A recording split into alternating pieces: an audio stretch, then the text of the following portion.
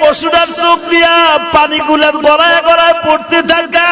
ও কি বলে জানেন ইমাম থানভী আজকে তাফসীরে আমি দেখলাম ইমাম থানভী বলে গড়ায় গড়ায় পানি ছেড়ে দিয়া বলে, মালিক আমার মতো সৌভাগ্যবান আর কে আছে? তুমি আমার একটা ভালো লোকের বাড়িতে খরিদ করলা। দেখবেন যে এই পশুগুলো কাঁদে, ওই মালিকের টাকার মধ্যে কোনো ভেজাল নাই। ও মালিকের বারিন্দায় বসে বসে কাঁদে আর বলে, মালিক